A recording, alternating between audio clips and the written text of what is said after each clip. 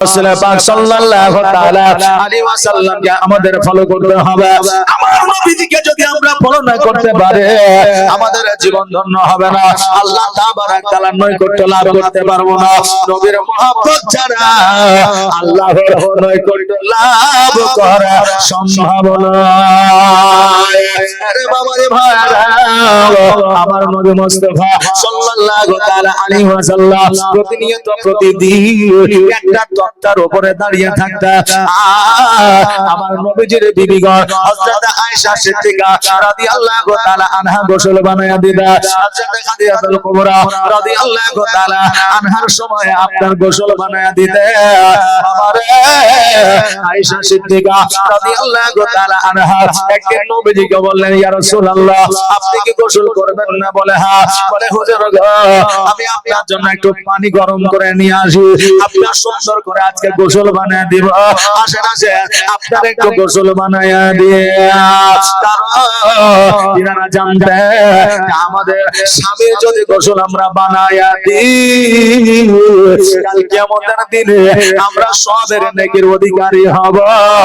আর বর্তমানে আমাদের মা বোনেরা ইনাদেরকে যদি বলা হয় গামছা আর লুঙ্গিটা নিয়ে আসো, ওই মায়েরা সঙ্গে সঙ্গে বলবে আমার সময়টা কেন বরবাদ করছো?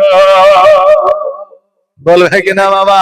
কিন্তু স্বামীর গোসল বানিয়ে দেওয়া, স্বামীর জন্য পানি আগিয়ে দেওয়া, স্বামীর শরীরে সাবান মাখিয়ে দেওয়া, এটা যে কত সওয়াবের কাজ আমার মা বোনেরা তা জানে না।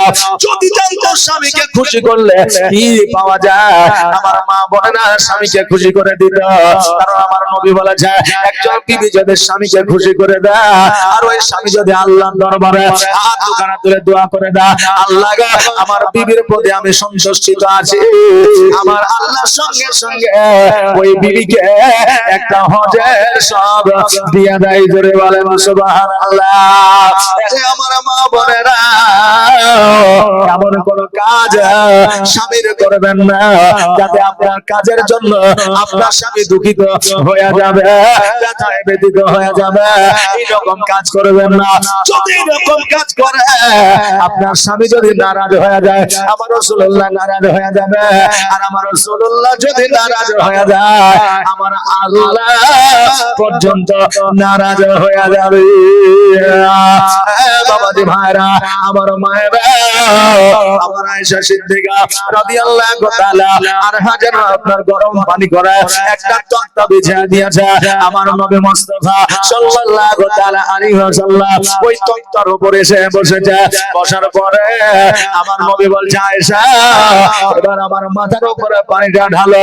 এবার আমার মা আয়েশা সিদ্দিকা রাদিয়াল্লাহু তাআলা আনহা আমার নবীর মাথা মোবারকের উপরে পানি ঢালতে আছে। ওই পানির সঙ্গে যেন রক্ত আপনার বয়ে যাচ্ছে। জোরে বলেন সুবহানাল্লাহ। আয়েশা বলে নবী গো, আজকে আপনি সুন্দর করে গোসলটা বানায় না। আমার নবী বলে, আয়েশা রে আজকে আমি গোসলটা বানাবো সুন্দর করে, ঠিকই, কিন্তু পানির সঙ্গে যে খুন বয়ে যাচ্ছে, রক্ত প্রবাহিত হচ্ছে, আমার কি কোন জায়গা কত বিক্ষত হয়ে আছে? কোন জায়গা কি কেটে গেছে? আয়েশা বলে নবী গো, আজকে আপনার কোন জায়গা কত বিক্ষত হয়ে না, আপনার কোন জায়গা কাটা না, তবে রক্ত কেন বয়ে যাচ্ছে? আয়েশা বলে, ইয়া রাসূলুল্লাহ আপনি যখন কাঠের উপরে বসতে গেছিলেন সঙ্গে সঙ্গে ওই কাঠের একটা জায়গা আপনার ফাটা ও চটা ছিল, আমি দেখলাম আপনি বসলে আপনার হয়তো কেটে যাবে, ক্ষত বিক্ষত হয়ে যাবে, ওই জন্য আমি ওই কাটা ওই ফাটা জায়গাটায় পা দিয়েছি। আপনি আমার পায়ের উপরে বসে আছে। নবী গো, আজকে ওই ফাটা জায়গাটার চোটে আজকে আমার পা কেটে গেছে, এই যে রক্তটা প্রবাহিত প্রবাহিত হয়, এটা আপনার শরীর থেকে নয়, এটা আমার শরীর থেকে। জোরে বলেন সুবহানাল্লাহ। নবী আমার বলে, আয়েশা তুমি কেন আমাকে বলো না তোমার পা থেকে রক্ত বয়ে যায়? আয়েশা বলে, নবী গো, আজকে যদি আপনাকে বলে দেন আপনি আমার পায়ে থেকে উঠে পড়ে, আপনার জন্য আমার পাটা কেটে গেছে, আমার পা থেকে রক্ত বার হচ্ছে, ইয়া রাসূলুল্লাহ, এই কথাটা যদি আপনি নারাজ হয়ে যান আমার জীবন বরবাদ হয়ে যাবে, কিয়ামতে জবাব দিতে পারবো না।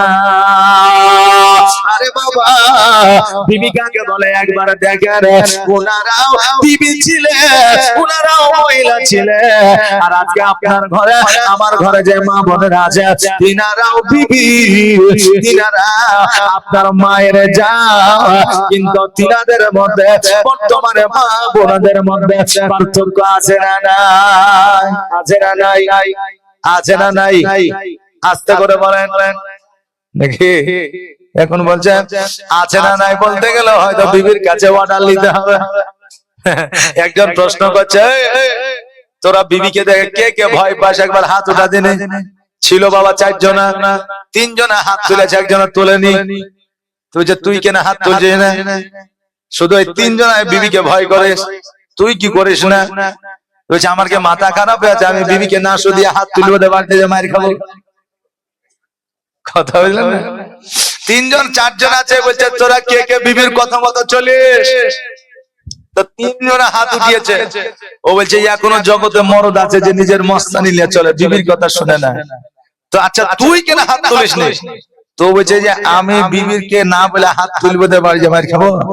আগে বিবিকে শোধাবো, তারপরে এসে বলুন, তারপরে ও যদি বলে হাত তুল তাহলে তুলবো, আর যদি বলে না হাত তুলতে হবে না তাহলে তুলবো না। কথা বুঝলেন না? জি বাবা। তো ওই রকম জিজ্ঞাসা করার ব্যাপার আছে নাকি? আছে? নাই। তাহলে আওয়াজ দিয়ে কথা বলতে আমাদের অসুবিধা না।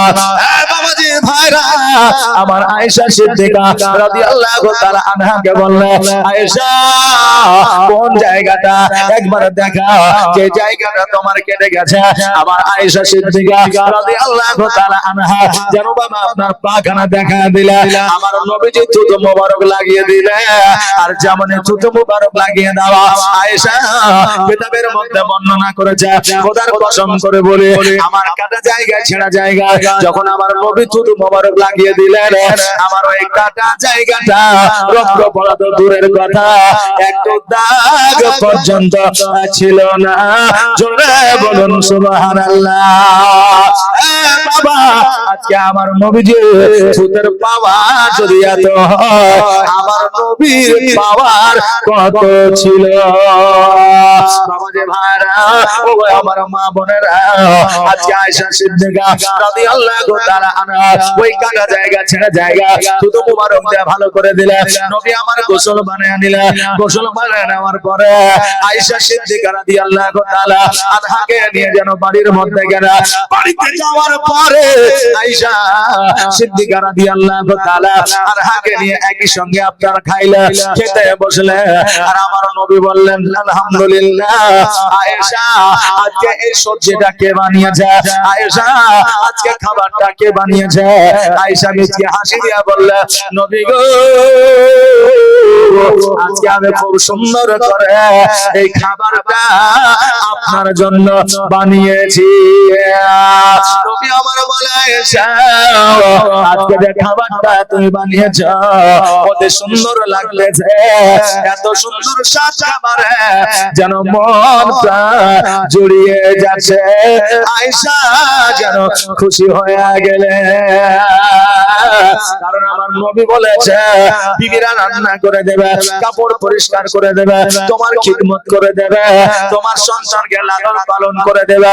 তুমি কখনো বলিও না বিবিকে যে তোর ব্যবহার ভালো না, তোর কাজ ভালো না, তোর খাবার ভালো না, তোর কথাবার্তা ভালো না, এই কথা বলবে না। বিবিকে সর্বদা বড় করে রাখবে। খাবারে যদি লবণ হয় তবুও বলবে খাবার ভালো হয়েছে, কাপড় যদি অপরিষ্কার হয় তবুও বলবে সুন্দর পরিষ্কার হয়েছে। যদি বিবি সঠিক করে কথা না বলে, যদি একটু টেনে করে কথা বলে, তবুও বলবে ভেরি নাই, তোমার কথার সুর ও তাল বহুত বড় মিষ্টি। এটা কে বলেছে? আমার নবী বলেছে বলবে, কারণ এই কথা বললে বিবিরা খুশি হয়ে যাবে, আর বিবিরা যদি খুশি হয় ওই বাড়িটাই আপনার জন্য জান্নাত হয়ে যাবে। বাড়ির বিবি যদি ভালো হয় ওই ঘর স্বর্গ হবে, আর বিবি যদি খারাপ হয় জাহান্নামের চাইতেও বড় জাহান্নাম ওই বাড়িখানা হয়ে যাবে। নাকি বলা? এই জন্য আমার রাসূল বলেছে বিবিদের বেশি বেশি করে প্রশংসা করবে। আজকে এই জায়গায় শুনলে মাওলানা পিয়ারুল বলল বিবিদের প্রশংসা করবে, রাত্রে বেলায় গিয়ে বিবিদের প্রশংসা করিয়েন না, সকাল বেলা জ্বালা আরো বাড়ে। নাকি আমার মা বোনেরা ওয়াজ শুনছে মনে হয় নাকি? যে তো মা বোনেরা বলবে কাল মৌলবি বলেছে তাই তুমি প্রশংসা করছো, কই আগে তো করো যে ভুলিবে তারপরে প্রশংসা করবে। কারণ এক মৌলবি সাহেব বক্তব্য রেখেছে আর বলেছে যে বিবিদের বেশি বেশি করে প্রশংসা করবে, সবজি পোশাক আশাকের প্রশংসা করবে। বলে ঠিক আছে, যুবক বাড়ি গেছে রাত্রি 12টার সময়, যাওয়ার পরে খেতে বসেছে। আচ্ছা বলেন আপনাদের এখানে খাবারের ব্যবস্থা আছে, খেতে পাবেন, কিন্তু অনেক জলসায় খাবারের ব্যবস্থা থাকে না, তাই না?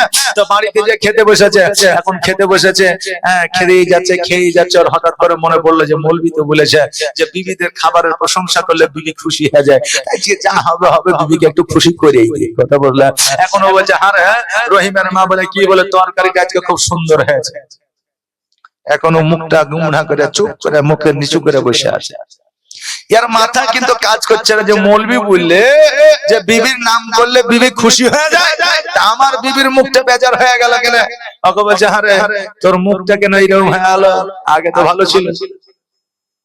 মৌলবি বললে খুশি হবে, তো বেজার হয়ে গেলে কেন? তবে যে বেজার হব না, আজ 11 বছর বিয়ে হয়েছে, জীবনে কোনদিন সবজি রুটি ভাত মাংসের নাম করনি যে ভালো হয়েছে। আর আজকে যেই সন্ধ্যাবেলায় পাশের বাড়ির ভাবি তরকারি খেয়ে দিয়ে গেছে, অমনি বুঝে তরকারি ভালো হয়েছে। একবার তো আমার কথা বলো না। তো বাবা প্রশংসা করতে গেলে আগে দেখতে হবে যে আসলে ওই বিবি ওয়াজ শুনেছে কিনা, ওই তরকারি পাশের বাড়ির কিনা, ওই তরকারি আসলে আমার বিবি রান্না করেছে কিনা। কথা বুঝলেন না? কারণ আমরা বেটা ছেলে তো, আমরা মরা পর্যন্ত ছাত্রই থাকবো, মাস্টার হতে পারবেন না, মরা পর্যন্ত ছাত্রই থাকবেন। এদিকে মা মনে করবে বিবি শিখেছে, আর বিবি মনে করবে মা শিখেছে। কি বুঝলেন? মানে সারা জীবন আমরা ছাত্র বেটা ছেলে, কোনোদিন শিক্ষক হইতে পারবো না। এই জন্য বাবারে ভাইরা, আমার মা বোনেরা, আপনাদের একটা কথা বলে যা, আমার নবী মুস্তাফা সাল্লাল্লাহু তাআলা আলাইহি ওয়াসাল্লাম বিবিদের প্রশংসা করতে বলেছে, নাম করতে বলেছে। কারণ আমার নবী বলেছে উম্মাত উম্মতিরা রে, আমার আল্লাহ তাআলা জগতের মধ্যে সবচাইতে বড় নিয়ামত একজন মহিলাকে বিবি রূপে তোমার কাছে পাঠিয়েছে। জোরে বলুন সুবহানাল্লাহ।